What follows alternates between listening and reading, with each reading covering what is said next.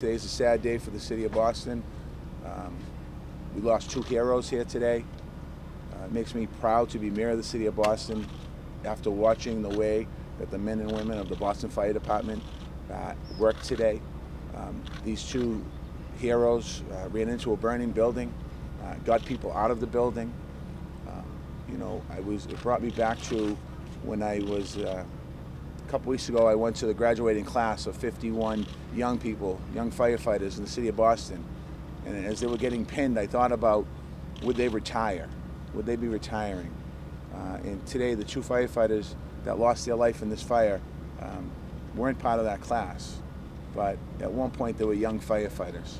My heart also goes out to the families of these two firefighters and the entire firefighting community in the city of Boston and the Commonwealth of Massachusetts.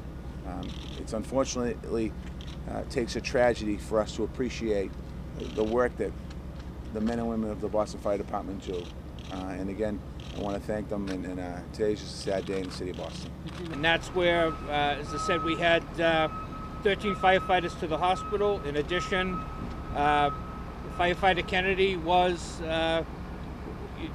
rescued from the scene, brought to Mass General, and he was pronounced at Mass General. Are you worried any other... Firefighter Walsh was pronounced at the scene.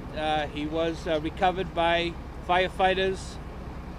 Very solemn ceremony we follow where the firefighters he works with, the firefighters from Engine 33 and Ladder 15, are actually the ones that recover Lieutenant Walsh.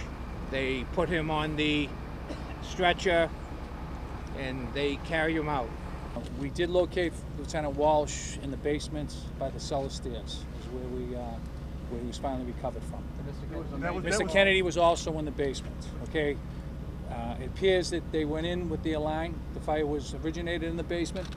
They went in with the line, and they made their way up the front stairs and then down the interior cellar stairs. Apparently, after the investigation, this will all unfold in the investigation. Apparently went down the interior cellar stairs where the main boiler fire was. And I'm making an assumption here that one of the windows or whatever broke out front and drove the fire at them.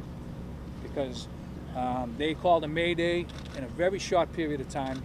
They weren't in the building, I would say, again, the investigation will pan this out. They weren't in the building more than 2 or 3 minutes when they ordered a mayday that they were trapped. And their aggressive action helped keep that so we get the rest of the occupants out of the upper floors. That's what Michael Kennedy, firefighter Michael Kennedy, and Lieutenant Eddie Walsh did today. And I'm very proud of the firefighters today that worked hard. I'm very proud of firefighter Walsh, firefighter Kennedy, great guys. I've met with their families. One of the hardest things that a president ever has to do, and a commissioner and the mayor have to go to the family. I would just like to say if we could keep our prayers for the family and let them have peace right now.